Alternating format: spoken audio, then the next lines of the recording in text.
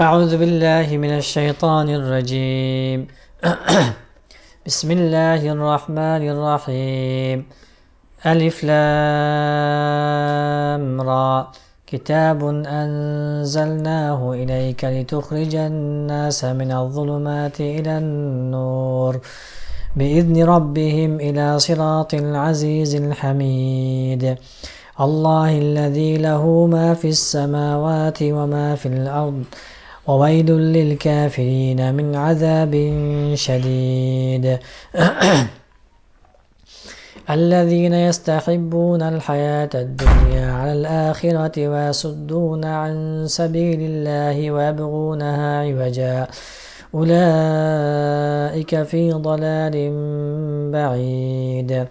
وما أرسلنا من رسول إلا بلسان قومه ليبين لهم فيضل الله من يشاء ويهدي من يشاء وهو العزيز الحكيم. ولقد أرسلنا موسى بآياتنا أن أخرج قومك من الظلمات إلى النور وذكرهم بأيام الله إن في ذلك لآيات لكل صبار شكور. وإذ قال موسى لقومه اذكروا نعمة الله عليكم إذ أنجاكم من آل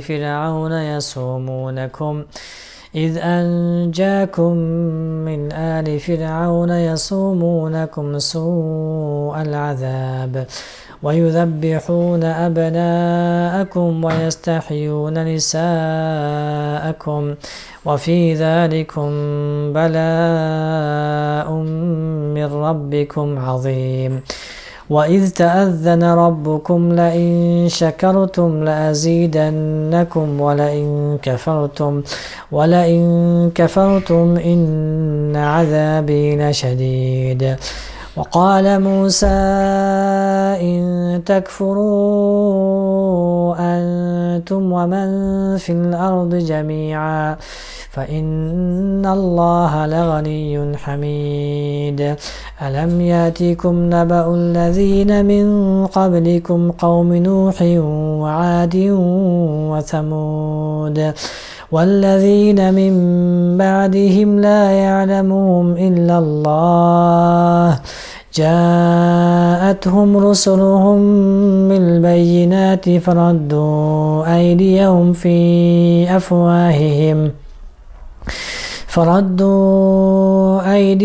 في أفواههم وقالوا إنا كفرنا بما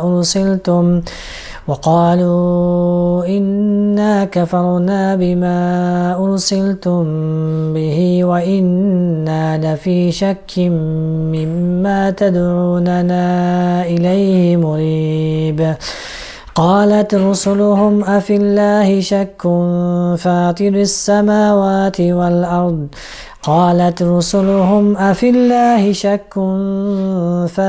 السماوات والأرض يدعوكم ليغفر لكم من ذنوبكم ويؤخركم إلى أجل مسمى قالوا إن أنتم إلا بشر مثلنا تريدون أن تصدونا عما كان يعبد آباؤنا فأتونا بسلطان مبين.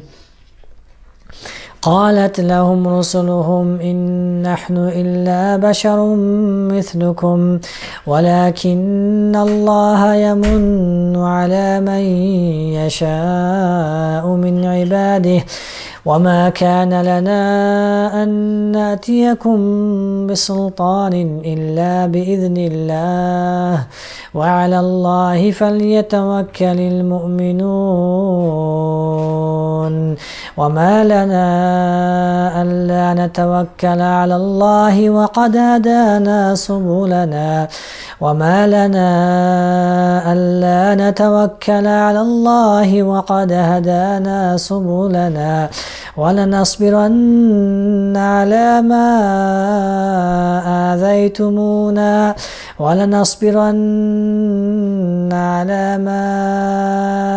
آذيتمونا وعلى الله فليتوكل المتوكلون. وقال الذين كفروا لرسلهم لنخرجنكم من أرضنا أو لتعودن في ملتنا فأوحى إليهم ربهم لنهلكن الظالمين ولنسكننكم الأرض من بعدهم ذلك لمن خاف مقامي وخاف وعيد واستفتحوا وخاب كل جبار عنيد من ورائه جهنم ويسقى من ماء صديد يتجرعه ولا يكاد يسيغه ويأتيه الموت من كل مكان وما هو بميت ومن ورائه عذاب غليظ. مثل الذين كفروا بربهم أعمالهم كرماد اشتدت به الريح في يوم عاصف لا يقدرون مما كسبوا على شيء ذلك هو الضلال البعيد. ألم تر أن الله خلق السماوات والأرض بالحق إن يشأ يذهبكم ويأت بخلق جديد وما ذلك على الله بعزيز. وبرزوا لله جميعا فقال الضعفاء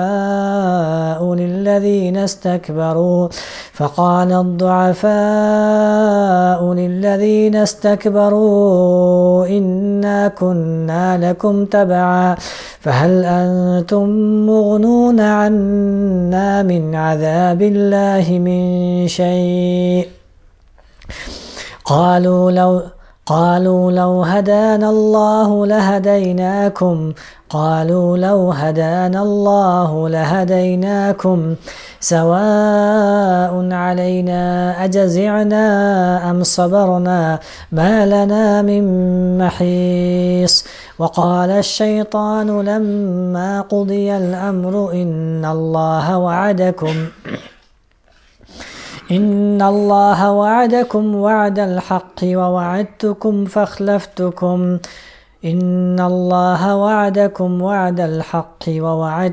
فأخلفتكم وما كان لي عليكم من سلطان إلا أن دعوتكم فاستجبتم لي فلا تلوموني ولوموا أنفسكم ما أنا بمصرخكم وما أنتم بمصرخي إني كفرت بما أشركتمون من قبل إن الظالمين لهم عذاب أليم.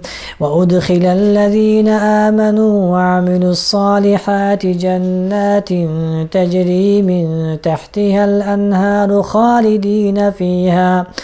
خالدين فيها بإذن ربهم تحيتهم فيها سلام.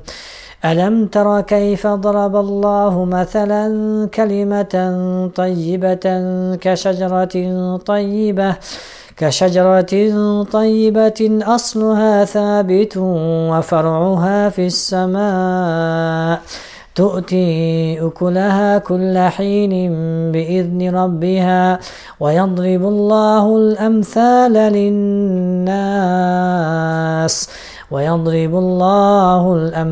للناس لعلهم يتذكرون. ومثل كلمة خبيثة كشجرة خبيثة اجتثت من فوق الأرض ما لها من قرار يثبت الله الذين آمنوا بالقول الثابت في الحياة الدنيا يثبت الله الذين آمنوا بالقول الثابت في الحياة الدنيا وفي الآخرة ويضل الله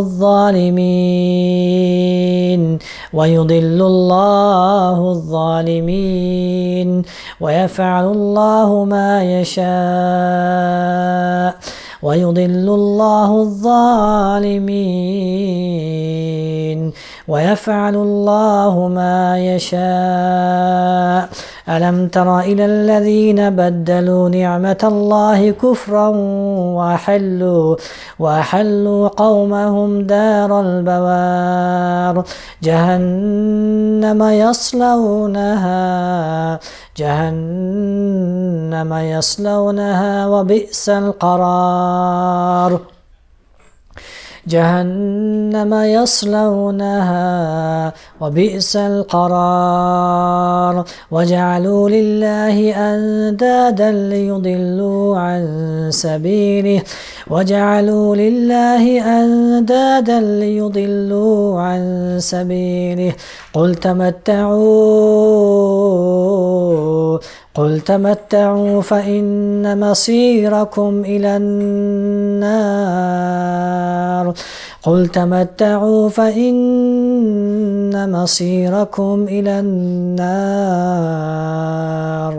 قل تمتعوا فإن مصيركم إلى النار قل لعبادي الذين آمنوا يقيموا الصلاة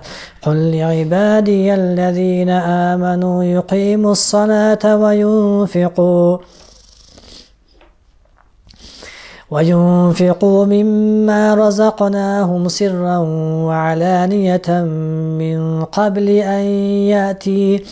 من قبل أن يأتي يوم لا بيع فيه ولا خلال الله الذي خلق السماوات والأرض وأنزل من السماء ماء الله الذي خلق السماوات والأرض وأنزل من السماء ماء فأخرج به من الثمرات رزقا لكم وسخر لكم الفلك لتجري في البحر بأمره وسخر لكم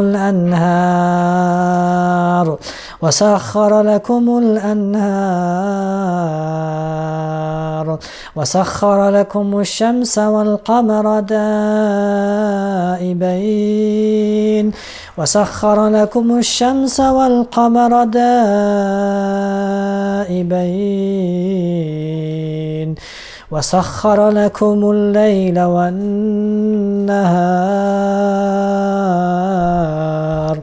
وسخر لكم الليل والنهار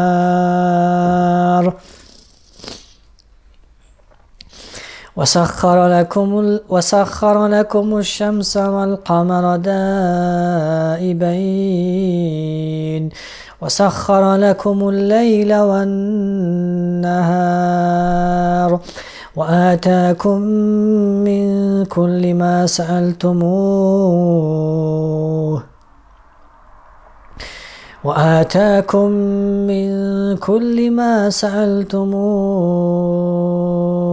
وإن تعدوا نعمة الله لا تحصوها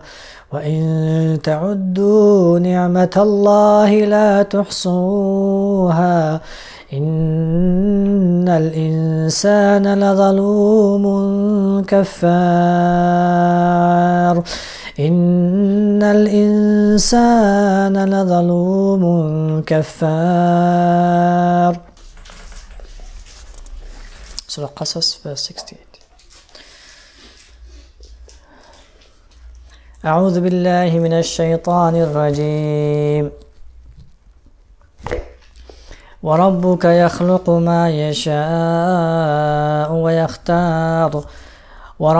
يخلق ما يشاء ويختار ما كان لهم الخيرة سبحان الله وتعالى عما يشركون وربك يعلم ما تكن صدورهم وما يعلنون وربك يعلم ما تكن صدورهم وما يعلنون وهو الله لا إله إلا هو وهو الله لا إله إلا هو له الحمد في الأولى والآخرة له الحمد في الأولى والآخرة وله الحكم وإليه ترجعون وهو الله لا إله إلا هو له الحمد في الأولى والآخرة وله الحكم وإليه ترجعون قل أرأيتم إن جعل الله عليكم الليل سرمدا إلى يوم القيامة من إله غير الله يأتيكم بضياء أفلا تسمعون قل أرأيتم إن جعل الله عليكم النهار سرمدا قل أرأيتم إن جعل الله عليكم النهار سرمدا إلى يوم القيامة من إله غير الله يأتيكم بليل تسكنون فيه من إله غير الله يأتيكم بليل تسكنون فيه أفلا تبصرون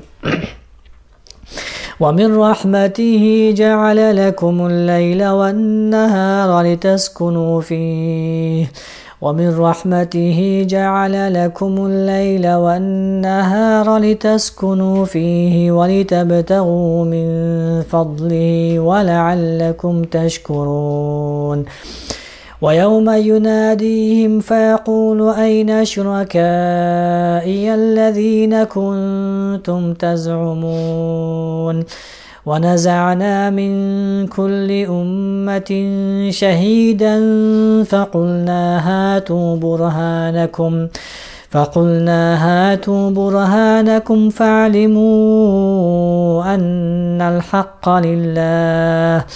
فاعلموا أن الحق لله وضل عنهم ما كانوا يفترون. Surah Rum verse 18. فسبحان الله حين تمسون وحين تصبحون وله الحمد في السماوات والأرض وعشيا وحين تظهرون يخرج الحي من الميت ويخرج الميت من الحي ويحيي الأرض بعد موتها وكذلك تخرجون ومن آياته أن خلقكم من تراب ثم إذا أنتم بشر تنتشرون ومن آياته أن خلق لكم من أنفسكم أزواجا لتسكنوا إليها وجعل بينكم مودة ورحمة إن في ذلك لآيات لقوم يتفكرون ومن آياته خلق السماوات والأرض واختلاف ألسنتكم وألوانكم إن في ذلك لآيات للعالمين ومن آياته منامكم بالليل والنهار ومن آياته منامكم بالليل والنهار وابتغاؤكم من فضله إن في ذلك لآيات لقوم يسمعون ومن آياته يريكم البرق خوفا وطمعا وينزل من السماء ماء فيحيي به الأرض بعد موتها إن في ذلك لآيات لقوم يعقلون ومن آياته أن تقوم السماء والأرض بأمره ومن آياته أن تقوم السماء والأرض بأمره ثم إذا دعاكم دعوة من الأرض إذا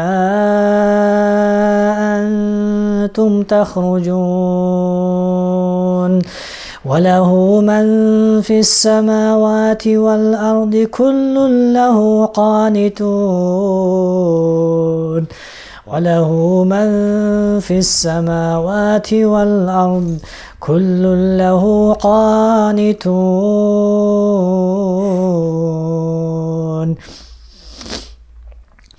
وله من في السماوات والأرض كل له قانتون وهو الذي يبدأ الخلق ثم يعيده وهو الذي يبدأ الخلق ثم يعيده وهو أهون عليه وله المثل الأعلى في السماوات والأرض وله المثل الأعلى في السماوات والأرض وهو العزيز الحكيم. Obviously, all of these verses will be unable to finish today. So if I'm here next Ramadan in UK, just remind me of this course so we can continue next Ramadan, before next Ramadan. So inshallah ta'ala we can cover some of these verses that we would have missed in this time around. I did say to you I'll go through Ayatul Kursi. So inshallah we'll go through Ayatul Kursi first, and then we'll go through some other verses if we have enough time.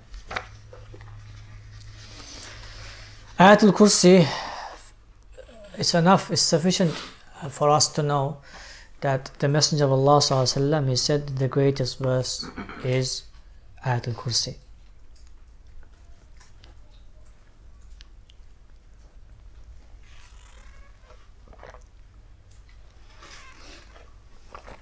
Now, if you want to place this issue in perspective, the Quran is the greatest revelation, and each revelation has the greatest verse.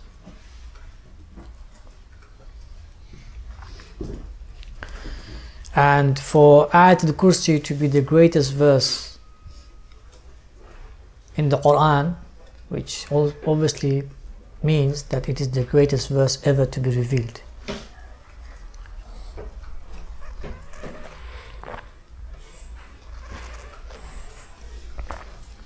It is the greatest verse ever to be revealed. Just like Surah Fatiha is the greatest surah ever to be revealed, Ayatul Kursi is the greatest verse ever to be revealed.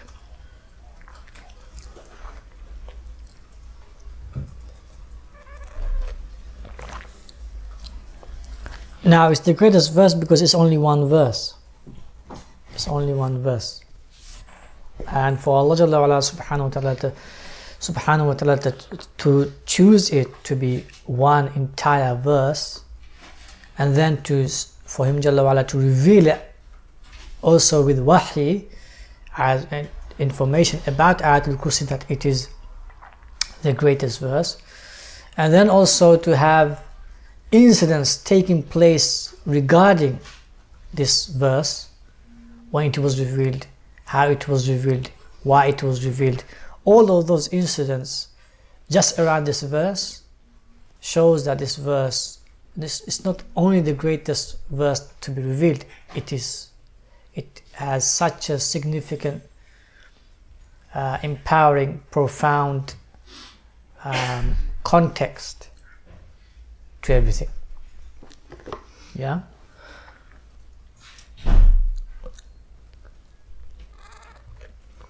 So that's the first thing we need to realize, that this verse is that great and it's that significant and it is that tangible. Yeah. Many people, even though they know it is the greatest verse, even the scholars, many of us really do not reflect on this verse as we ought to. And in the tafsirs you'll find that very few have reflected in detail or in depth of this verse. Few have done it, yes, but not many. And thereby it's vital for us to reflect on this verse in a very meticulous manner. When I say reflection rather than tafsir, because tafsir is easy to understand, the meanings of this verse is easy, but it's when you start doing reflection, when you start reflecting, that's when you begin to personalize the verses of Jalla wa Ala subhanahu wa ta'ala, or you begin to personalize the wahy of Allah Jalla wa Ala subhanahu wa ta'ala. Okay, throughout this course I gave you some principles. Okay, I'm going to give you a few more principles just now, so note them down.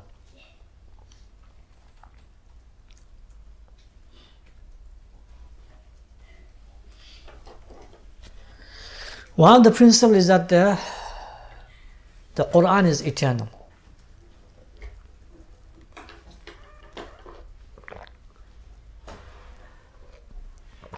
Now Quran is eternal because Allah Jalla wa Ala is eternal.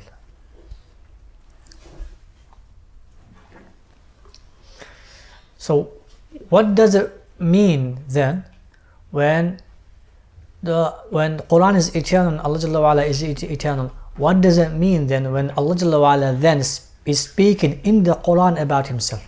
What does it mean? So I say that again. The principle is that Quran is eternal. Quran is eternal because Allah Jalla wa Ala is eternal. Now what does it mean then when Allah Jalla wa Ala in his eternal speech speaks about himself? What does it mean?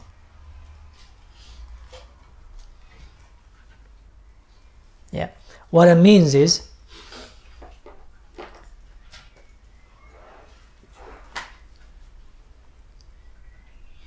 that there is no context except those verses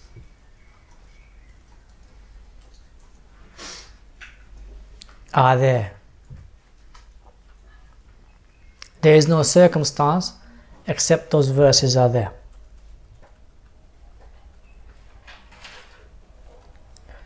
In other words, there is nothing except that these verses are manifesting upon those things.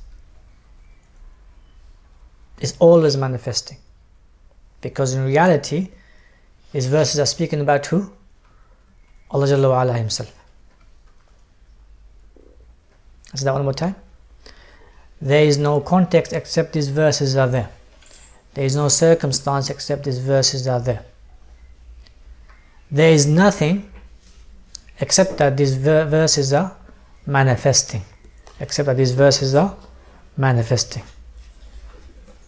Because the reality is, Allah simply is speaking about what He does, or who He is, or why is He doing it, or how He is doing it.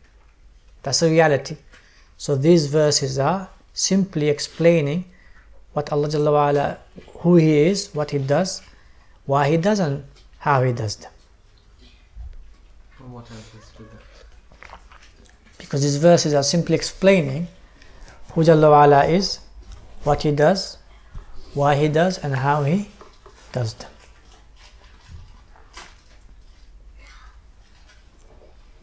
So, in other words, there is nothing, there is no creation, there is no something, except that these verses are applying to those things.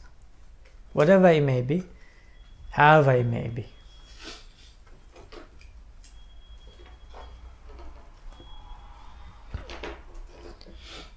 So, these verses, Allahu la ilaha illahu, these verses applied to yourself and everything that came before you, and it will apply after you have passed away. It will apply and everything that will come after you. These verses about Jalla wa Ala and His realities and what He does will not change whatsoever. The realities will be always there, manifesting upon everything and everyone. Generally and specifically and personally.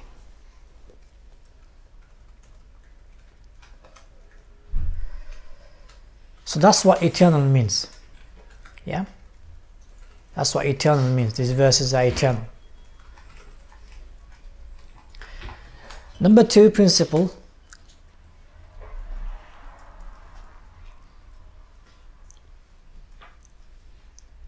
is that these verses about Allah Jalla wa Ala subhanahu wa ta'ala are interconnected to one another.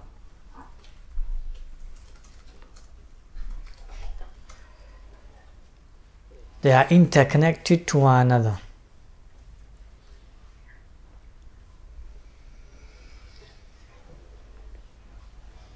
Again, in every single context, in every single circumstance.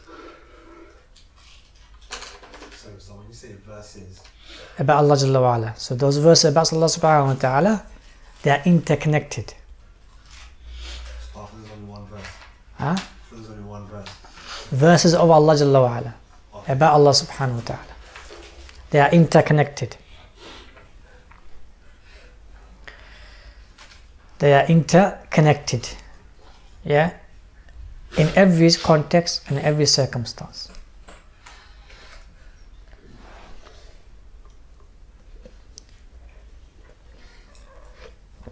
So I'll give you an example. When you recite the verse, قُلْ هُوَ اللَّهُ أَحَدٌ,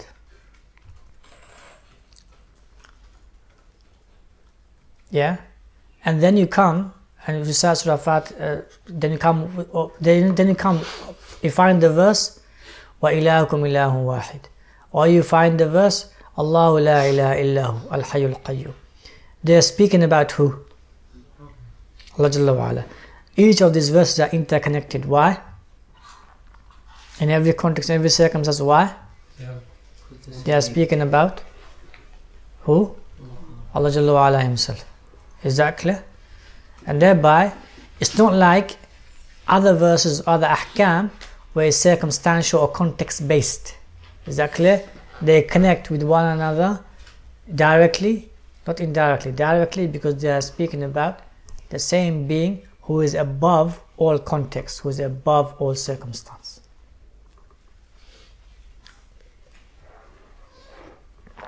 Yeah, this is amazing, because when you then, for example, every time you come, every time you begin to know of Jalla wa Ala, of something new, be it through tafsir, be it through reflection, or be it through a text, be it through tafsir, be it through reflection, every time you begin to know something new about Allah Jalla wa Ala subhanahu wa ta'ala, yeah, in reality it is not new. In reality it is not new. You just simply what? Found out. In reality, it has been already manifesting upon you.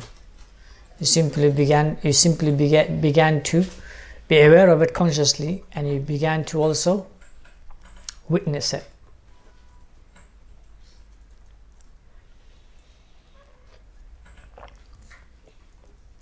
But most importantly is there is no beginning attribute and there is no end attribute.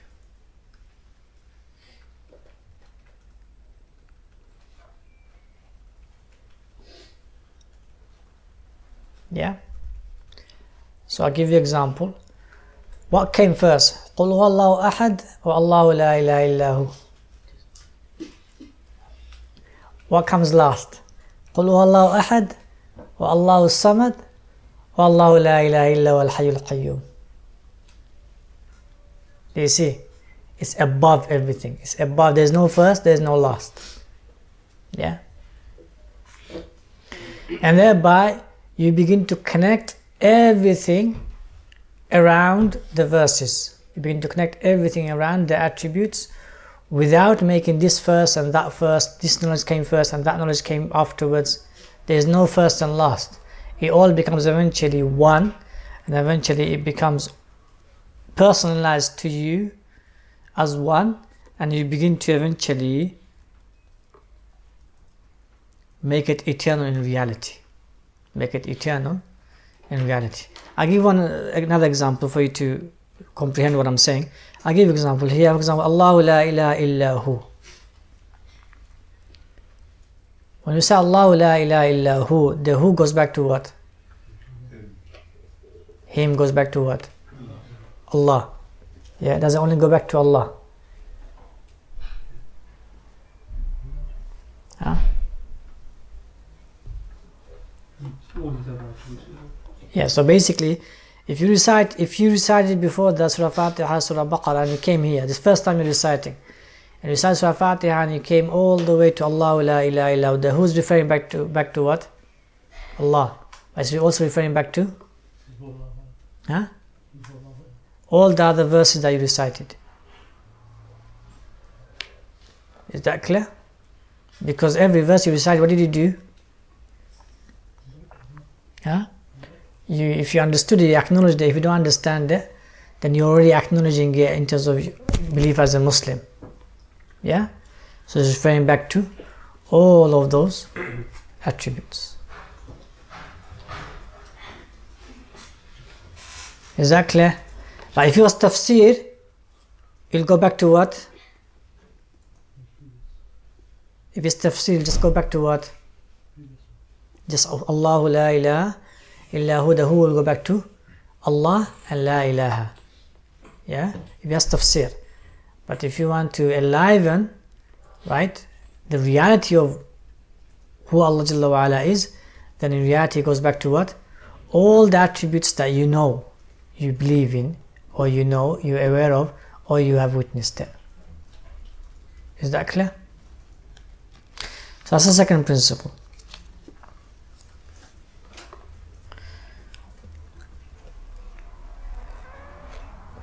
The third principle is that the verses of Allah Jalla wa Ala subhanahu wa ta'ala are more tangible than any other verses. Verses of Allah Jalla wa Ala subhanahu wa ta'ala, the verses that speak about Him, they are more tangible than any other verses.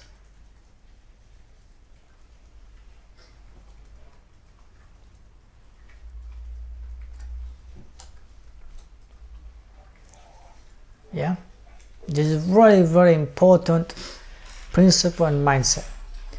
Yeah, the verses of Allah subhanahu wa ta'ala, they are more tangible than any other verses. That is because the only ultimate truth and real being is who? Allah. Everything else is creation. Yeah, everything else is creation. So when Allah is speaking about Himself, He is the most tangible being, and thereby His verses about Him are the most tangible. Simply because He is ghaib, that doesn't mean He's not what? Present, or He's not tangible. Yeah, meaning His attributes are tangible. You simply have to witness it. You simply have to witness it.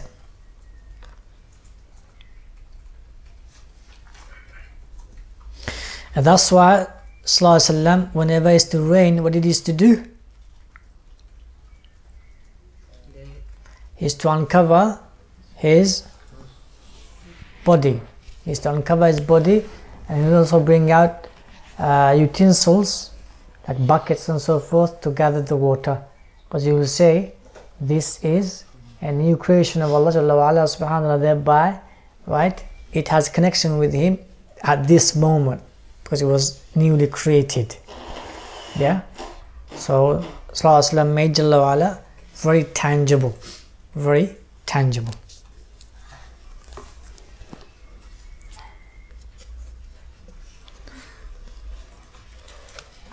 It's enough for you to know that how tangible it is for Allah Jalla wa ala to make Surah Ikhlas equal to 1/3 of the Quran, Ayat al-Kursi the greatest verse, and Surah Fatiha the greatest surah. And these are all about who? Allah subhanahu wa ta'ala Jalla Jalaluhu. Yeah? Surah Fatiha is nothing but about him Jalla wa ala subhanahu wa ta'ala. Who he is, Surah Fatiha, who he is, what he does, why he does, and how he does.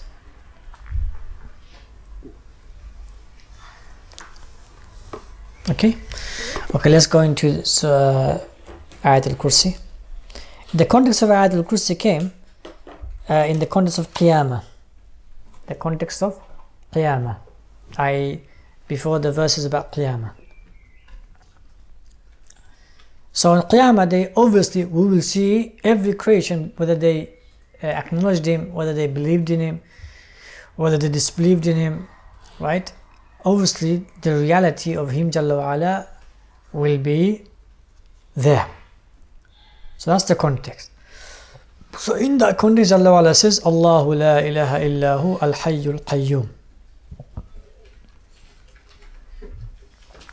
Allahu la ilaha illahu al-hayyul qayyum. So in that context, Jalla wa ala, he is speaking that in that context everyone will acknowledge the reality that there is no other being who is the ultimate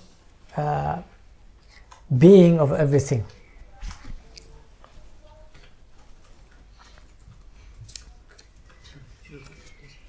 Everyone will acknowledge that there is no ultimate being except He Jalla wa ala subhanahu wa ta'ala on that day.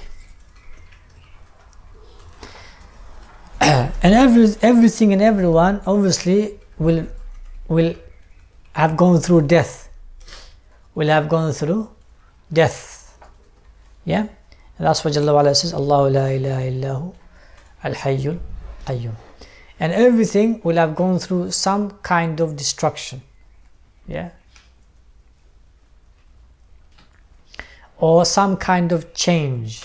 And all of that happened due to Allah Jalla wa ala subhanahu wa ta'ala, and thereby He says Al-Qayyum. Yeah, everything will go through change, even the Arsh, because the Arsh Jalla wa ala will come, the Arsh will move. Yeah, so everything will be completely changed. So the whole kingdom, yeah, the whole creation of Allah subhanahu wa ta'ala will acknowledge these two realities, that Allah Jalla wa ala is only what? Al-Hayy. Allah Jalla wa ala is only what? Al-Qayyum. Exactly. So in that context, Jalla wa ala mentions Allahu la ilaha illahu al-hayyul qayyum. That's the context. Because before that, no one will be able to acknowledge it, even if they are disbelieving. But here, even if they are disbelieving, they will acknowledge that Allah Jalla wa ala is only what? Al-Hayy al-Qayyum. Is that clear, everyone? So Jalla wa ala mentions this. And then He gives a parable. He's saying that that's a reality, that when you all will be resurrected and everything will be changed, everything will one way or the other be destroyed and are brought them back to life, i.e. death, even Malakul Maut, even Israfil, even Mikael, even Jibreel, and then they all came to life, which is of His Jalla wa ala. So everyone will acknowledge it. Then He gives a parable. He says, La ta'khudhuhu sinatun wa la nawm. لا تأخذه سنة ولا نوم. The ultimate of this is death and being dust and being absent.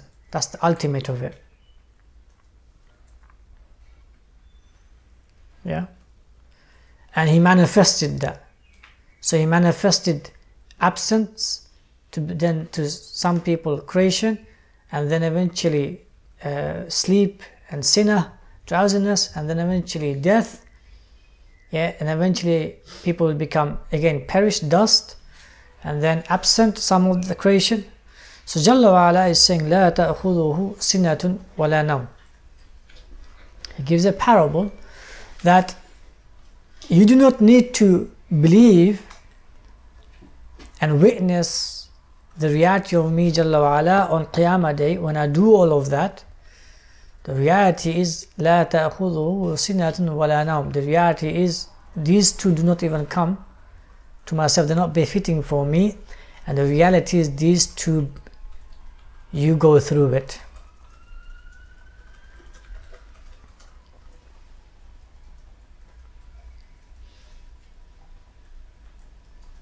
And when you go through it, who brings you back alive? Who protects you? Who sustains you? Who takes care of the heavens and the earth?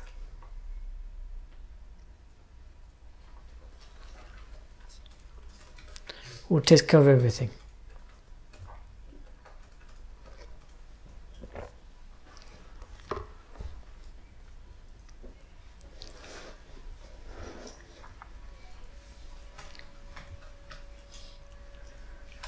So if sleep can take over you, which it does, which is the reality of ourselves, rather some of us, if not all of us, find pleasure in sleep.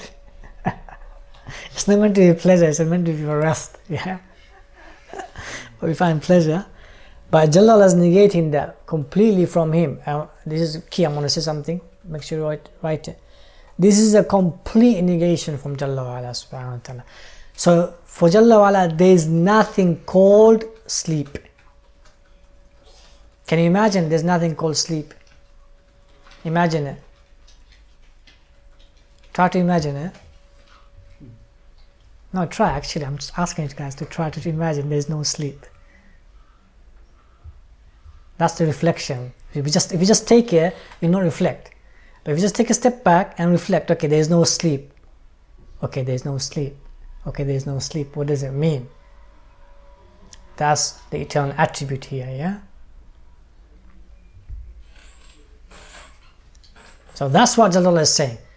So he's not simply negating, he's negating it to show his eternal attribute of living, the ever living. There is no sleep. And the creation is so weak that Jalla wa Ala has given us this reality check. In that reality check we find pleasure. So how weak are we? Very weak indeed. Yeah.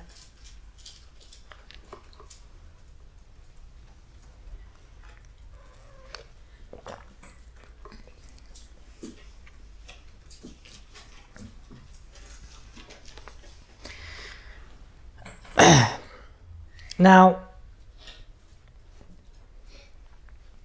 he says this he's saying this so that if he can give you this, that's a reality, then he can give you what?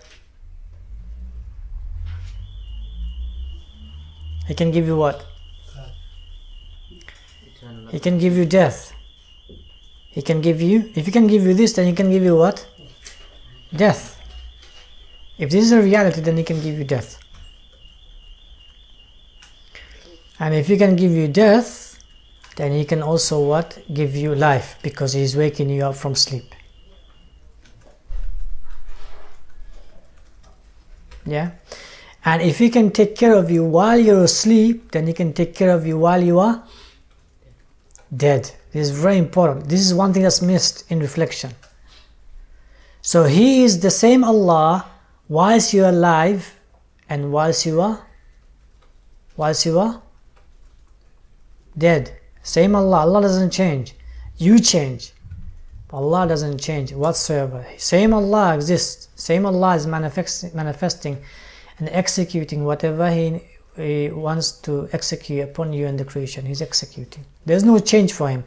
Death and life for him is equal. For him, there is no difference.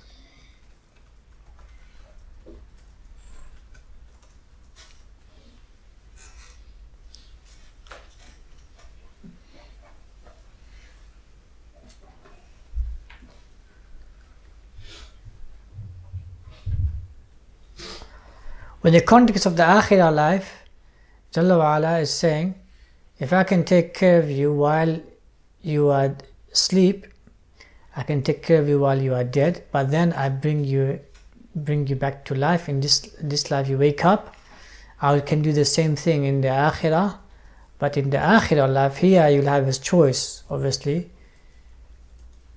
But in the Akhirah life, you go only choice that I decide. There's only two choices, either eternal bliss and pleasures or the eternal wrath.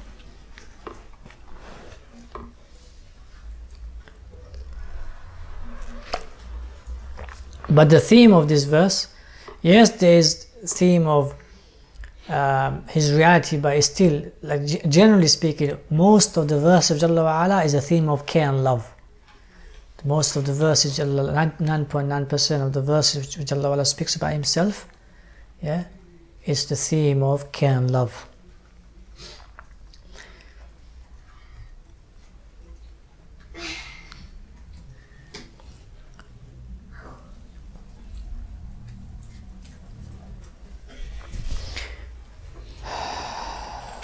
So if he can bring you back, if he can wake you up and you're delighted to wake up, you're not dead, yeah, then what is more better for you to wake up to Jannah, to wake up to his pleasure, to wake up to see him and to be with him? There's nothing more pleasurable than that.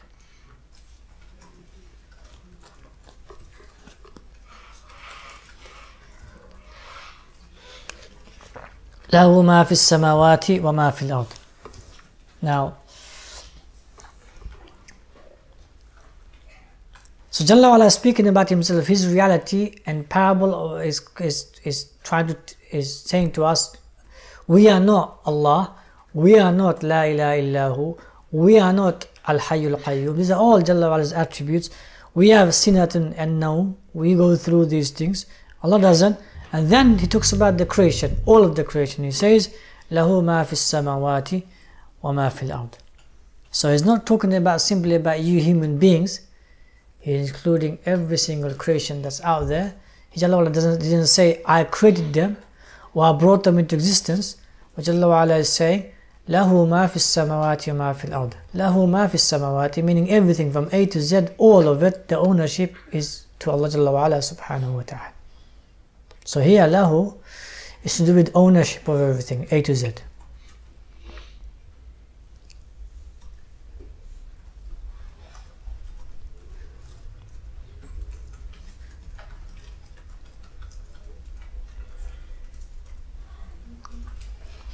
Now, we all recite this verse, but what does it really mean?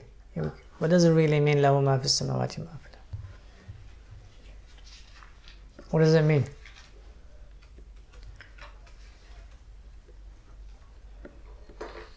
Huh? If he owns it, he can control it and do whatever he wants with it.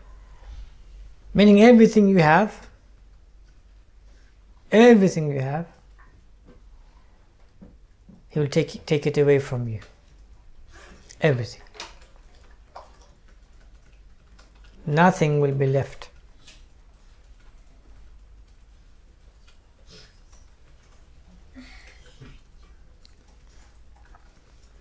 Nothing will be left. And then only he will what? Return it back to you. If he wishes, if he wills.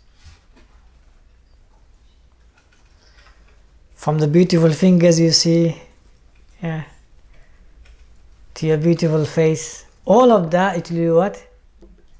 Taken away. To your beautiful smile, to your beautiful teeth, all of it will be taken away. That's what it means. Yeah? All of it. You will have no say whatsoever. You will have no control whatsoever. And then He will return it to you if He wishes.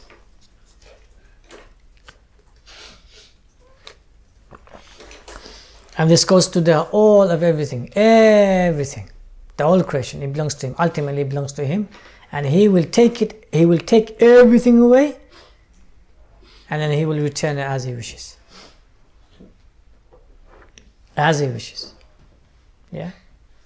So on Qiyamah Day, everything will have fear. Everything will tremble. Everything will tremble. Yeah. Everything will tremble on that day. Even Jannah and Nar, yeah, they will be seeking refuge from Jalla wa Ala subhanahu wa ta'ala.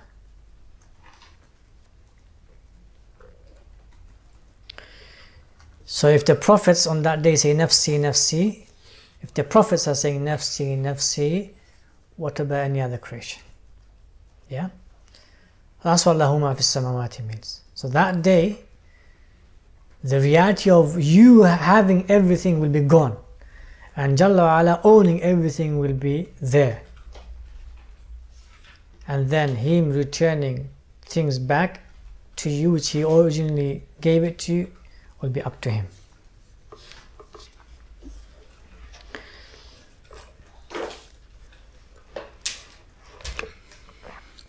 مَنْ ذَا الَّذِي يَشْفَعُ عِنْدَهُ إِلَّا بِإِذْنِهِ. So much so that He owns everything, that on that day you own something, you want something, you need something, you yearn for something,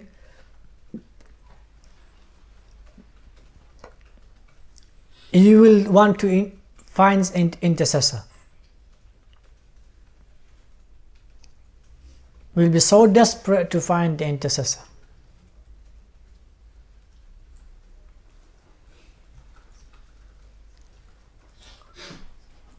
But even that intercessor has from A to Z the permission of Allah Jalla wa Ala subhanahu wa ta'ala will be given, and then it will be executed.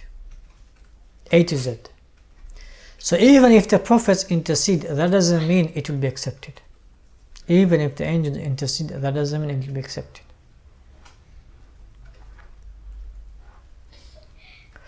Now, we might think, again, we take it so lightly of who Jalla wa Ala is, we may think, inshallah, we are Muslims, all of this. The reality is, we are very far from the reality of who Jalla wa Ala is. We're very far. We're very far. Yeah. But the reality of what He's speaking will manifest. What He's saying will manifest. And it's easy for us to say, yeah, I don't mind becoming non-existent. Yeah, I don't mind dying. Or yeah, I don't mind being in Jahannam. A'udhu billah. But the reality is, when you go through pain, what do? Yeah. When you go through grief, sadness, what do? Yeah. So that the reality is very, very difficult and challenging. So on that day, Jalla wa Ala will make it very difficult and challenging because of who Jalla wa Ala is in terms of His reality. Not because He wants to, but because who Jalla wa Ala is and what we creation have done. And thereby everyone will be seeking for intercession. But even the intercession will only come from A to Z by His permission. So each individual, when they seek intercession, at the end of Jalla wa Ala will give intercession. If He gives it, only He will give it individually. And the way He said this verse, مَنْ ذَا الَّذِي يَشْفَعُ عِنْدَهُ إِلَّا بِإِذْنِهِ. The way He said this verse is like, it doesn't matter if you go to the greatest of the creation. It doesn't matter if you're His companion, it doesn't matter if you're his wife or if you're your closest friend, it doesn't matter. The permission has to come from him Jalla wa ala, subhanahu wa ta'ala, individually. Also, the way he said it is that he didn't say, he started saying about the actual intercession and then he said accept his permission. In other words, some people will not receive what? Obviously not receiving intercession, but some people will also what? Have the decision accepted and some will not. Yeah, some will be, the intercession will be rejected. So some people who deserve to intercede will intercede, but the intercession will not be accepted.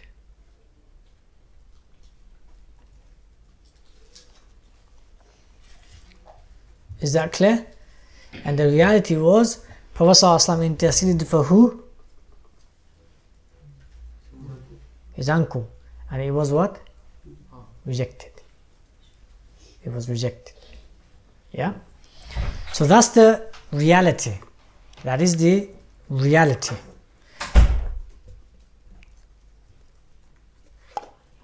Now, what's the parable of this Qiyamah today? What's the parable? The parable is that we plan, we execute, and ultimately the fruits and the results and the consequences. Yeah. So the fruits is what we wanted, we got. Results, sometimes we didn't want, sometimes we did want, we got. And the consequences is negative. All of that, who manifests it?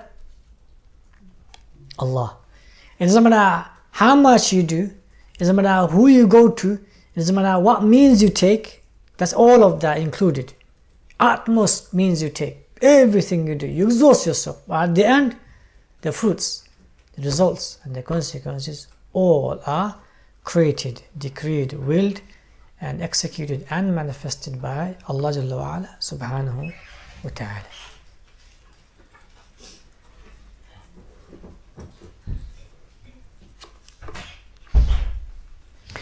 Then Jalla wa ala says, يَعْلَمُ مَا بَيْنَ أَيْدِيهِمْ وَمَا خَلْفَهُمْ وَلَا يُحِيطُونَ بِشَيْءٍ مِّنْ عِلْمِهِ إِلَّا بِمَا شَاءَ وَسِعَ كُرْسِيُّهُ السَّمَاوَاتِ وَالْأَرْضِ وَلَا يَؤُودُهُ حِفْظُهُمَا وَهُوَ الْعَلِيُّ الْعَظِيمُ. These parts are great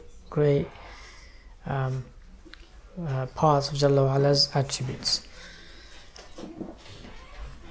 Jalla wa ala then says, يَعْلَمُ مَا بَيْنَ أَيْدِيهِمْ وَمَا خَلْفَهُمْ.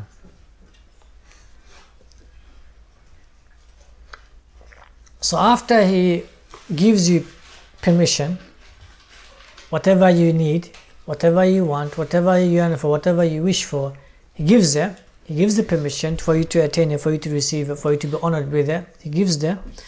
And then Jalla wa ala says, يَعْلَمُ مَا بَيْنَ أَيْدِيهِمْ وَمَا خَلْفَهُم. He knows what they've done of the past. He knows what they've done in the future. He knows what the reasons they're asking. So the whole you, the you inside is all known by Allah Jalla wa ala subhanahu wa ta'ala. That's on the Qiyamah day. When you will know that Allah subhanahu wa ta'ala knows you inside out.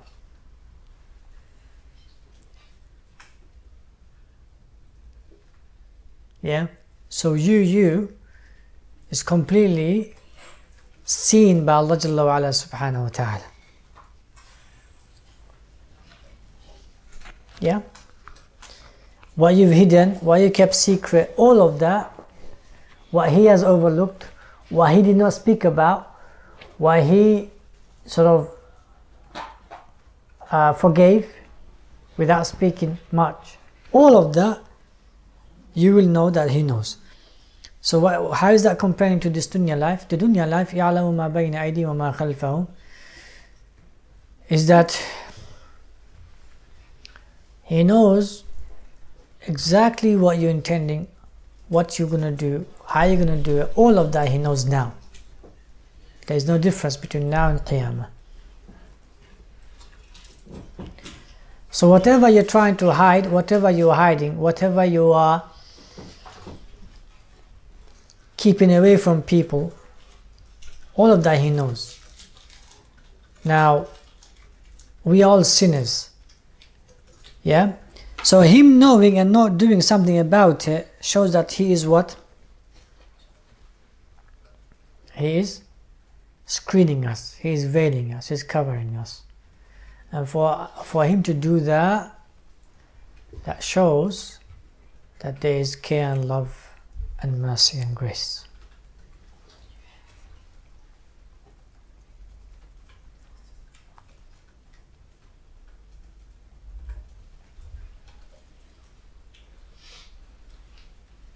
Yeah. This verse, every time Jalla wa Ala speaks about His knowledge, the reality is He's speaking about His veiling. Say that one more time. Every time Jalla wa Ala speaks about His knowledge, the reality is He's speaking about His what? Huh? What did I say? Veiling.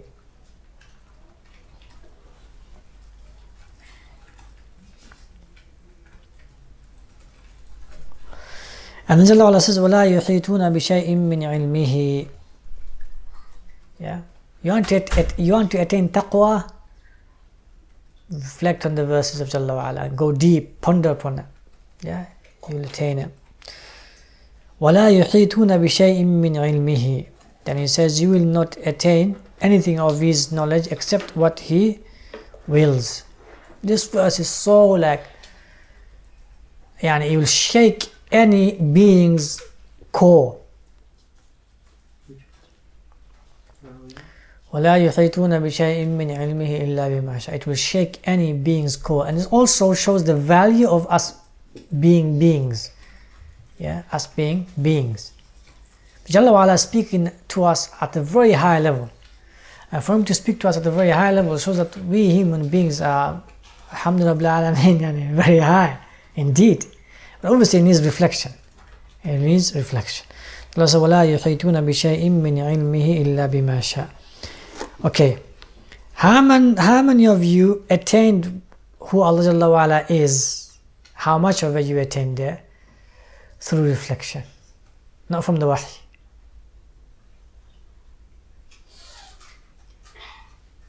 So that question again. How many of you attained who Allah Jalla wa Ala is? You attained it. Yeah, and how much you attained it?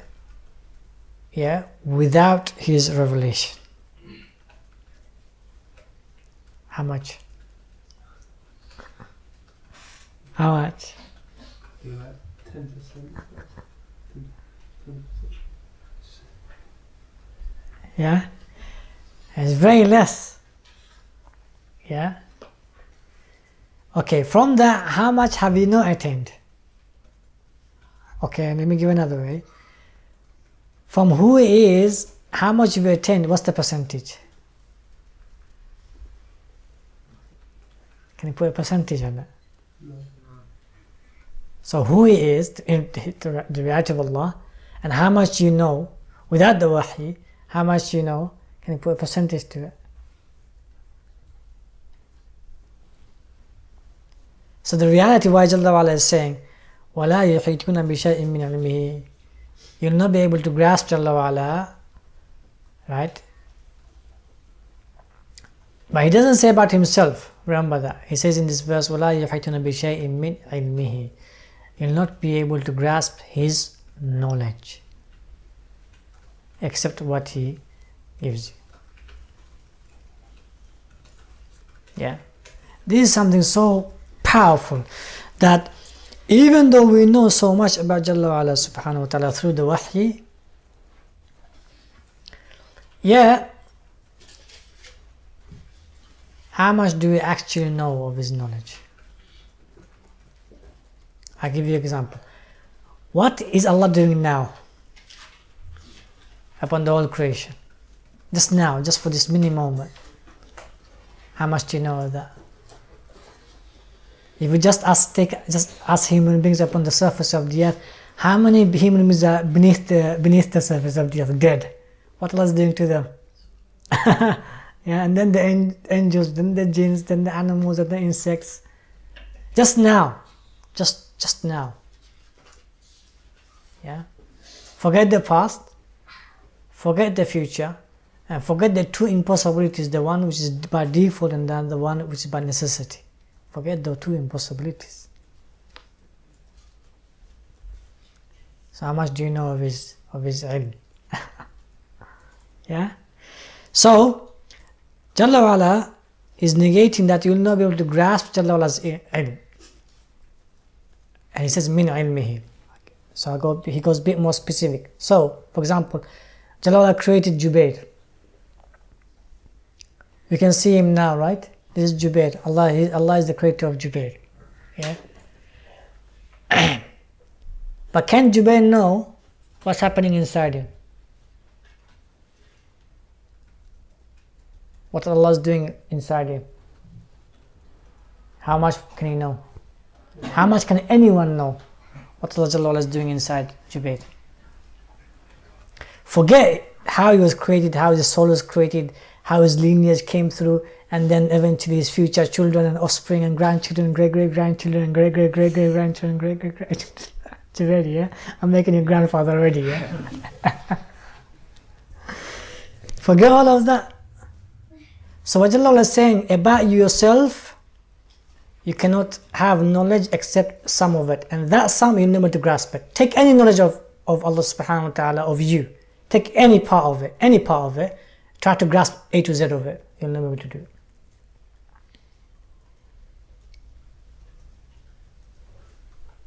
You'll not be able to do it. You cannot grasp Allah Jalla wa Ala's A knowledge, A to Z.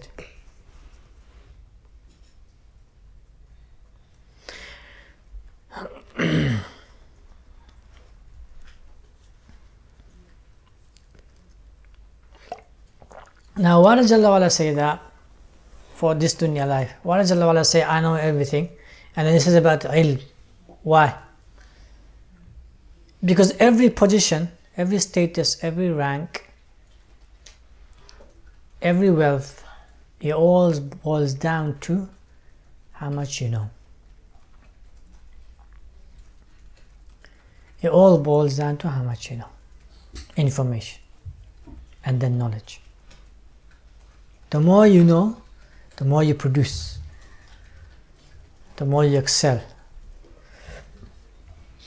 the more you attain. Yeah?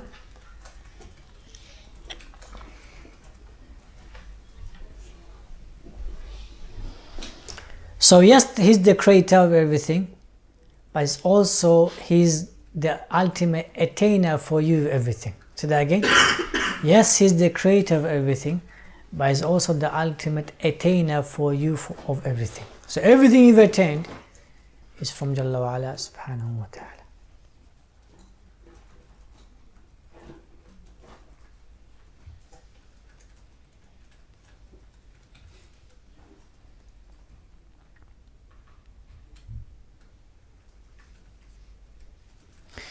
Now, this verse might seem like it's quite a verse of warning, but in reality it's a verse of care and love. Why Jalla wa Ala then says at the end, he finishes it by saying, Illa bima sha'a, except what he wills and upon whom he wills. Meaning that everything you have attained, good, khair, is from him Jalla wa Ala subhanahu wa ta'ala.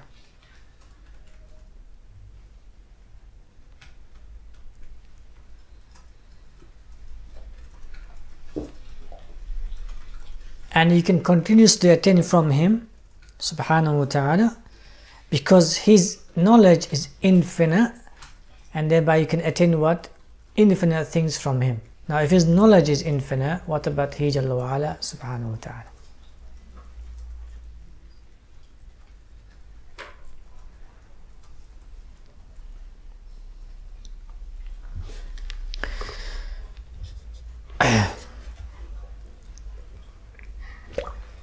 And then he says, وَسِعَ كُرْسِيُّ السَّمَوَاتِ وَالْأَرْضِ. His kursi is Abdullah ibn Abbas, he says footstool. It wasi'a, the translation is wasi'a is expands. Wasi'a, his footstool expands above the heavens and the earth. Yeah.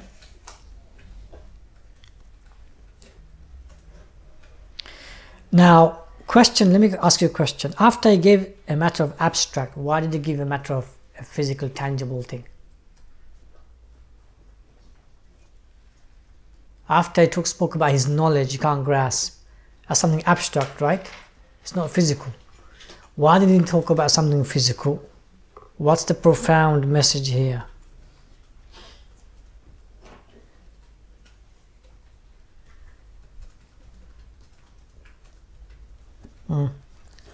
Anyone? That he encompasses all that which is abstract and all that which is physical. Nah. That's reality of Jalla wa Ala subhanahu wa ta'ala, meaning everything that he knows, and then it comes into being, right? When he wills, it comes to being. But this, what's there for us? What's there for the creation? You can make everything about him, which is abstract. Nah, that's fine. That's another one. But what's there for us? What's there for us is he can give you whatever you want. He can give you whatever you want.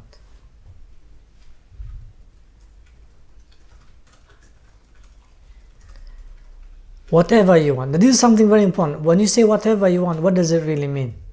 What does it really mean? Yeah. What do you really want? Jubayd, what do you really want? Yeah. Ask yourself, what do I really want? What do I really want? Yeah. What you really want, he can give it to you.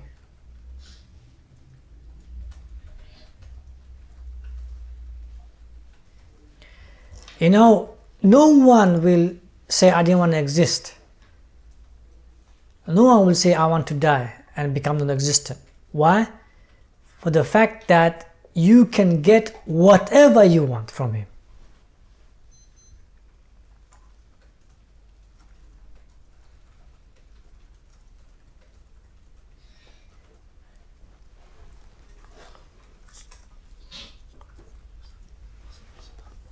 It's not. Yeah, I'll finish.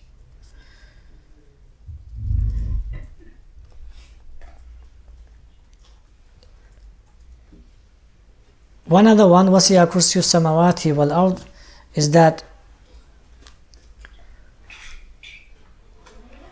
the reality of his authority and power and execution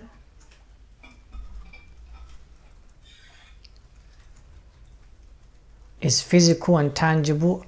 No one has a say therein.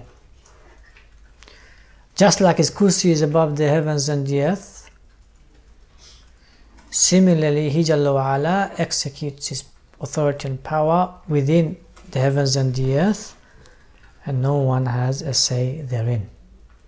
Now, even now, not for the Qiyamah, even now.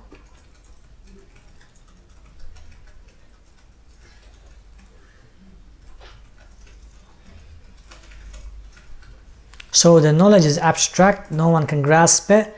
Similarly, his actions are physical and tangible, no one can grasp it. But also, most important, no one has say therein. We'll stop here inshallah, we'll continue after Maghrib Salah. Okay.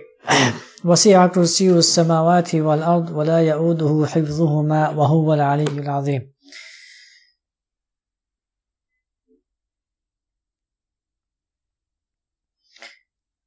So wasi'a kursiyyu samawati is showing, Jalla wa Ala is not only showing his authority and his full control of affairs, it's also showing that whatever you want, he Jalla wa Ala can give it to you.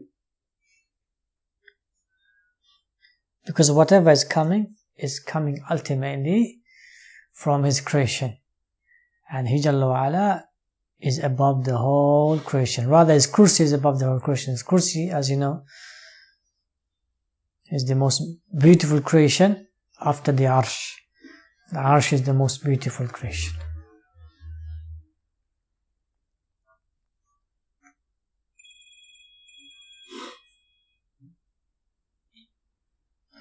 وَلَا يَؤُودُهُ حِفْظُهُمَا وَهُوَ الْعَلِيُّ الْعَظِيمُ.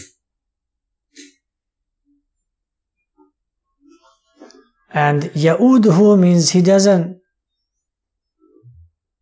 You know, us, we go out every day, He wakes us up and we go out and we work, whatever we want to attain. Obviously, we're attaining it from Him, and then we become tired and fatigued and exhausted, we need a rest. So this is everyday thing. Every day we go out, every day. Jalla says, وَلَا يَؤُودُهُ حِفْظُهُمَا. So every day He's giving us, every day He's creating, every day He's sustaining, every day He's doing these things. وَلَا يَؤُودُهُ حِفْظُهُمَا. And this shows that there are harms. There are harms to you, there are harms to the creation, but He Jalla wa Ala protects everything and everyone from the harms. And not only that, but no tiredness, no fatigue comes to Him. Now imagine life without tiredness and fatigue. Try to imagine it. Yeah, it's just something you can't imagine it. Yeah, so Jalla wa Ala, again, tiredness and fatigue is part of Jalla wa Ala being Al-Hayy Al-Qayyum. His complete perfection of Al-Hayy Al-Qayyum negates Him Jalla wa Ala being tired and fatigued.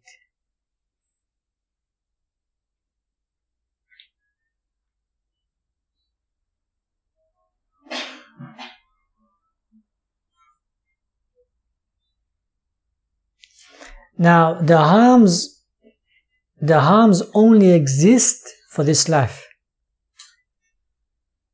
So that's why He needs to protect us.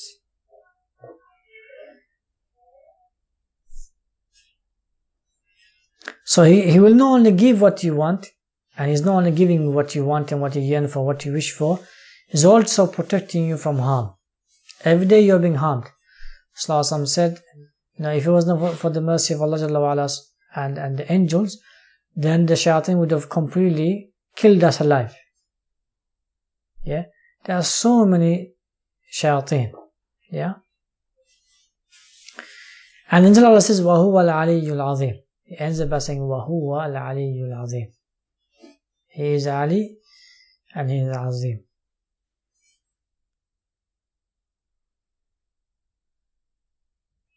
He is Ali in every way, high and above in every way. In essence, as a being, above the creation, in who He is, in what He does, why He does, how He does. He's Ali, He's high, He's lofty, He's mighty.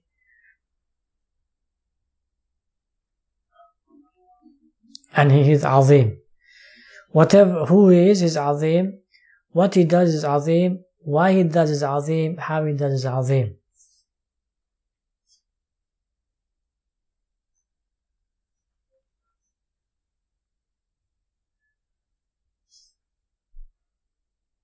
Now the last part is not for, it manifests now, but it's more for the akhirah life.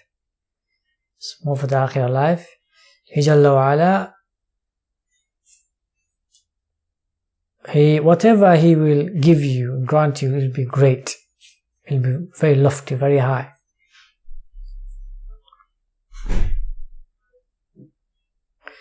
And that alim, the azim, you will not able to see, you will not able to attain except by being a Muslim, except by being a muwahhid.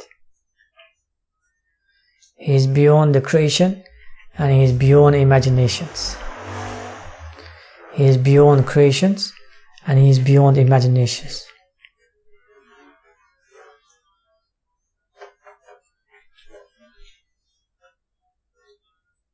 Yeah.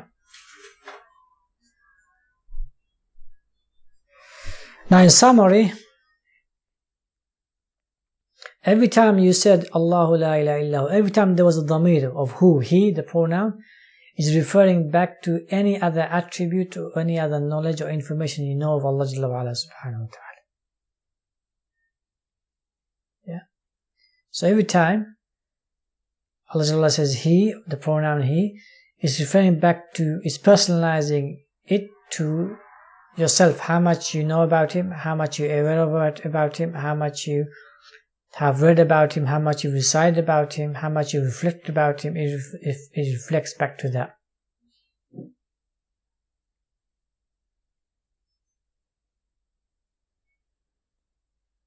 I'll say a statement, make sure you note this down. Ayat al-Kursi is the only verse that has so many dhama'ir, pronouns. Yeah. And that's why it makes it, there's many reasons why this verse is special, but that's one of the reasons why it's very special, because it straightway personalizes his journey with you, or your journey with him.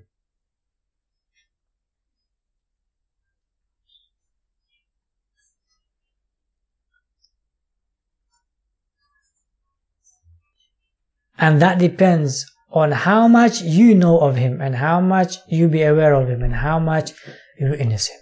So it depends on you. So how much you personalize Ayat al-Kursi in your day-to-day life depends on how much you know Allah Jalla wa Ala subhanahu wa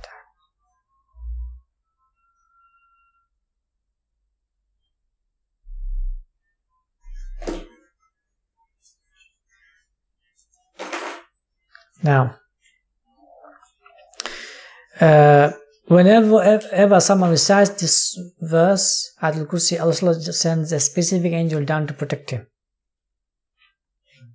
Whenever a person recites this verse, Allah sends a specific angel down to protect him.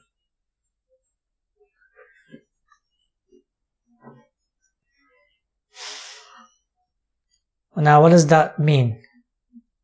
What is Allah saying? With this greatest verse, you attain an angel to protect yourself. What does that mean? What is Allah saying?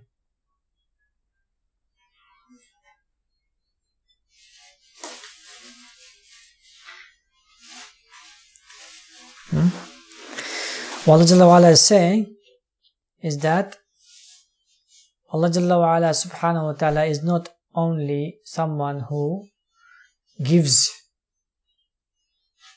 but he also is someone who protects from harms that you do not even what? Perceive.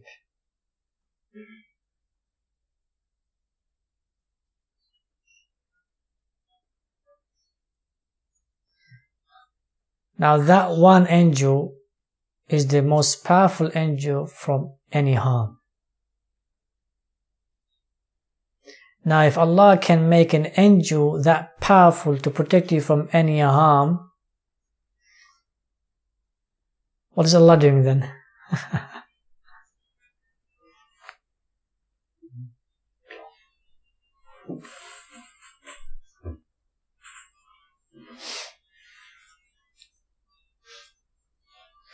So this verse has a tangible reality with Allah Jalla wa Ala subhanahu wa ta'ala, that whenever you recite, He doesn't only protect you, He also sends a creation, angel, to protect you physically from harms that you do not perceive. So it's not really an answer. No. Right.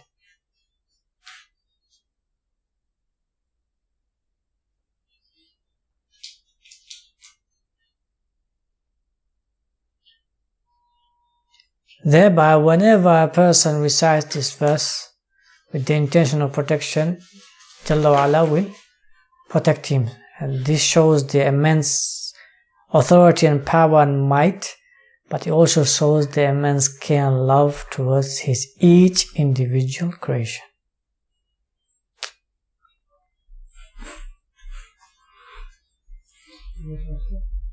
It also shows His care and love upon each individual creation. So if I recite Al-Kursi, or if you recite Al-Kursi for protection, Allah Jalla yes, will protect you and protect myself, but He will send an angel to you and to me. It's not like He will send an angel to you only. Yeah.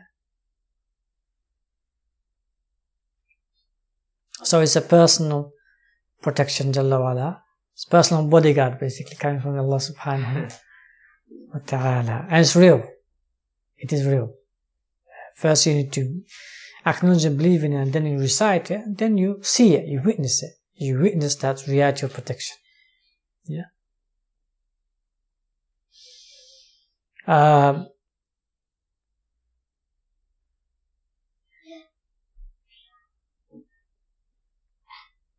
If there was one great mindset I can give you from Ayatul Kursi, it will be this.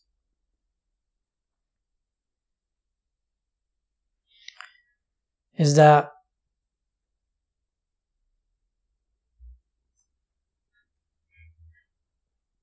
Allah Jalla wa'ala is the miracle of existence. Allah Jalla wa'ala is the miracle of existence. Is the miracle of the existence. Allah Jalla wa'ala subhanahu wa ta'ala is the miracle of the whole existence.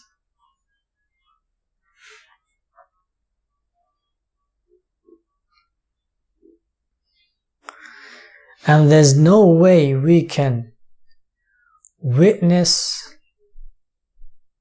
His reality of miracles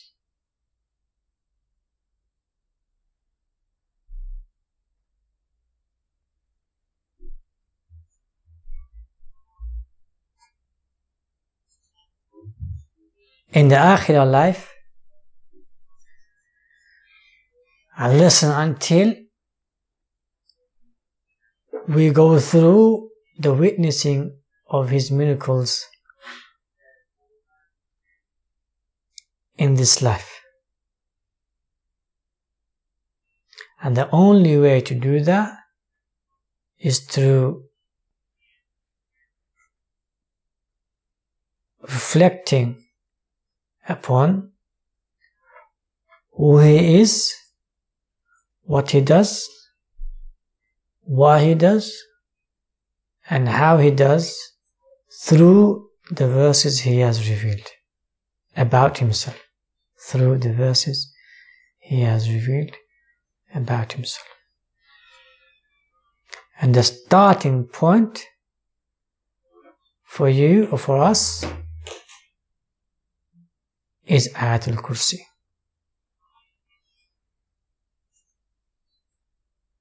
Surah Ikhlas identifies Him of who He is. Surah Ikhlas identifies Him as who He is and how unique He is from the creation.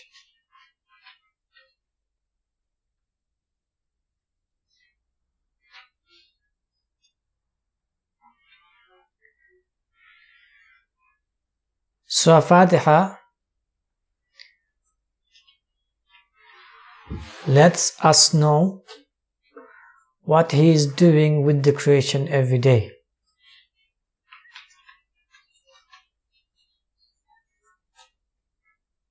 In terms of overall matters.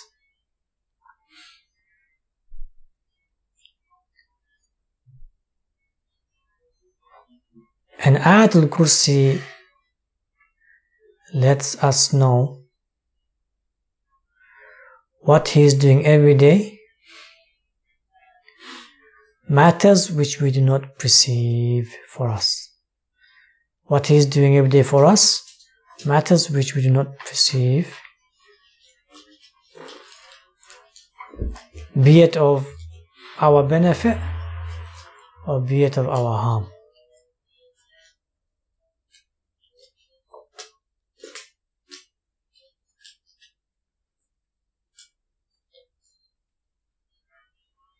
Okay? So the verses we wrote, try to go through them, read the Tafsir, and then try to reflect on them, manifest them in reality. Okay, how this verse is manifesting on me, how this attribute is manifesting on me, or the creation. If you can't meticulously think about yourself, think of the creation, and then come down and think about yourself. The more you do it, the more you process it, the more you will eventually manifest Tawhid, and then eventually produce what you want to produce. Yeah, and then you will witness Allah Jalla wa Ala Subhanahu wa Ta'ala. And one last statement I'll mention, and that is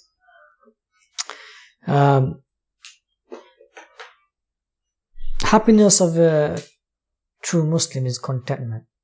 Happiness of a true Muslim is contentment.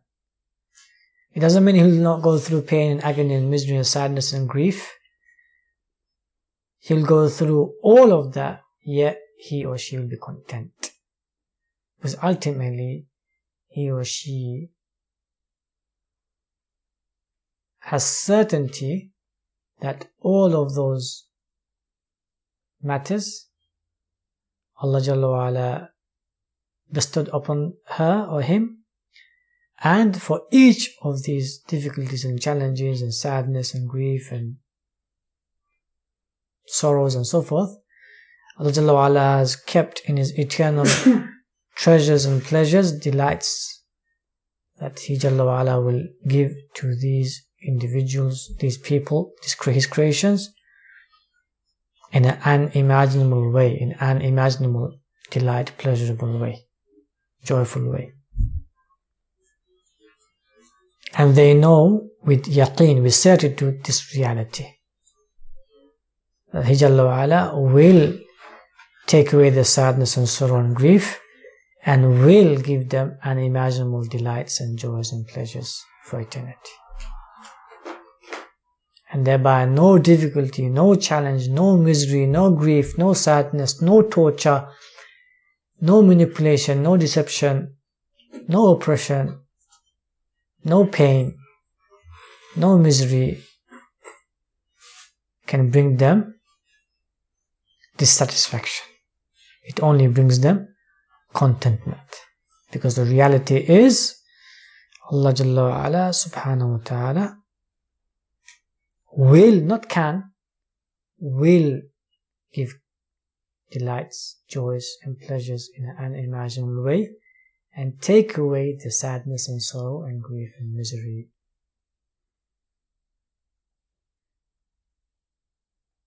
Because that is who He is, that is what He does, that is why He gives challenges and difficulties and trials and tribulations. And He is the only one who can create from opposite the opposite, who can manifest from the opposite the opposite. And He is the only one who can quench the thirst of one's wishes. If there was no reason to live except the fact that He will relieve all the pains and agonies and misery, then that one reason suffices for us to live and continue.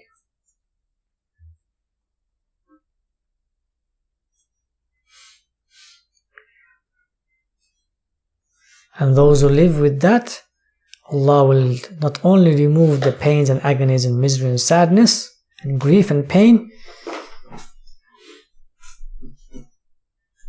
He Jalla wa Ala will grant you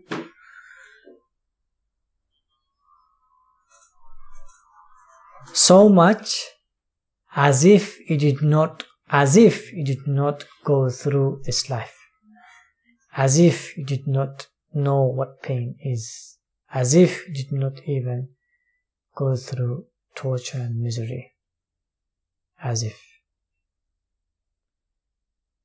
Compare eternity to this life, is nothing.